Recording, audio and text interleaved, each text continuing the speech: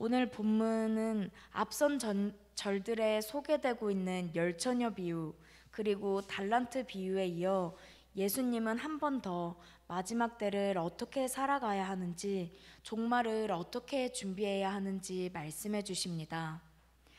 31절에서 볼 수 있듯이 주님께서는 종말 때 영광스러운 모습으로 재림하셔서 영광의 보좌에 앉으실 것이라고 말씀하십니다.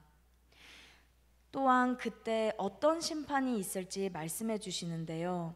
32절에 보면 모든 민족을 주님 앞에 모아 그들을 양과 염소로 구분하듯이 오른편과 왼편 두 진영으로 구분 지을 것이라고 말씀하십니다. 그리고 이어서 주님은 그들을 그렇게 구분 짓는 그 기준에 대해 말씀해 주십니다. 34절에서 주님은 오른편에 있는 양들에게 복을 선포하시며 하나님의 나라를 상속받으라고 말씀하시는데, 그 이유가 35절과 36절에 나와 있습니다. 내가 줄일 때 너희가 먹을 것을 주었고, 목마를 때 마시게 하였고, 나그네 되었을 때 영접하였고, 헐벗었을 때 옷을 입혔고, 병들었을 때 돌보았고, 옥에 갇혔을 때 와서 보았느니라. 그러자 오른편에 있던 자들이 대답합니다. 37절, 이에 의인들이 대답하여 이르되 주여, 우리가 어느 때 주께서 줄이신 것을 보고 음식을 대접하였으며 목마르신 것을 보고 마시게 하였나이까? 어느 때 나그네 되신 것을 보고 영접하였으며 헐벗으신 것을 보고 옷 입혔나이까? 어느 때 병드신 것이나 옥에 갇히신 것을 보고 가서 배웠나이까 하리니. 40절, 임금이 대답하여 이르시되 내가 진실로 너희에게 이르노니 너희가 여기 내 형제 중에 지극히 작은 자 하나에게 한 것이 곧 내게 한 것이니라 하시고, 주님은 지극히 작은 자에게 한 행실이 곧 나에게 한 행실이었다고 말씀하시며, 작은 자 하나를 사랑하고 돌보았던 행실과 삶으로 말미암아 너희들이 하나님 나라를 상속받을 자이다 라고 말씀하시는 것입니다. 반대 진영도 같은 논리로 작용됩니다.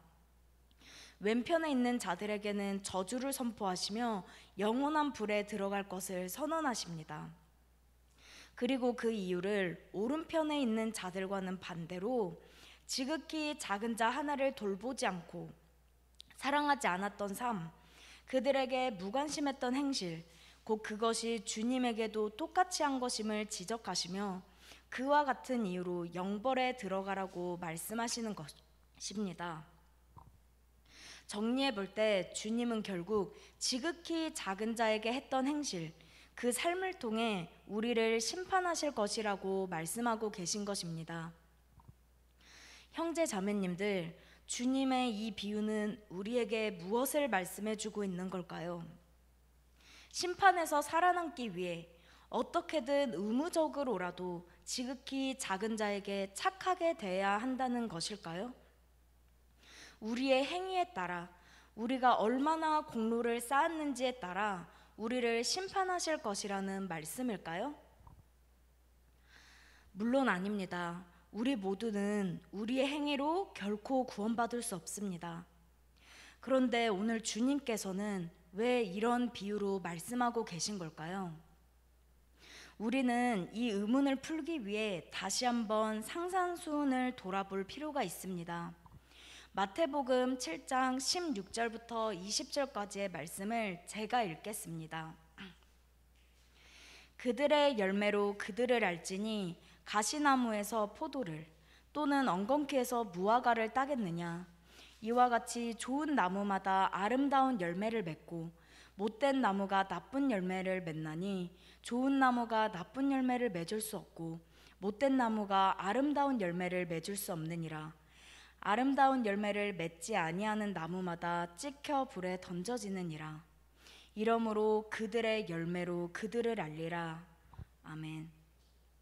주님은 열매로 그 나무를 알 수 있으며 죄송합니다. 열매로 어떤 존재인지가 드러난다고 말씀하고 계십니다. 돌아와서 오늘 본문에 적용해 볼 때 지극히 작은 자를 어떻게 대했는가? 그 행실이 곧 우리의 열매라는 것입니다. 그리고 그 열매를 통해 우리가 어떤 나무인지, 우리가 어떤 존재인지를 알 수 있다고 말씀하시는 것입니다. 정리해 볼 때 지극히 작은 자 하나를 어떻게 대하는지에 따라 너희를 천국에 보낼지 지옥에 보낼지 구분 지을 거라고 말씀하시는 것이 아니라, 만약 너희가 좋은 나무라면, 만약 너희가 정말 내 백성이라면 그에 맞는 합당한 열매를 맺을 것이며, 그 열매가 바로 내 곁에 있는 지극히 작은 자를 돌보고 사랑하는 것이라고 말씀하고 계신 것입니다.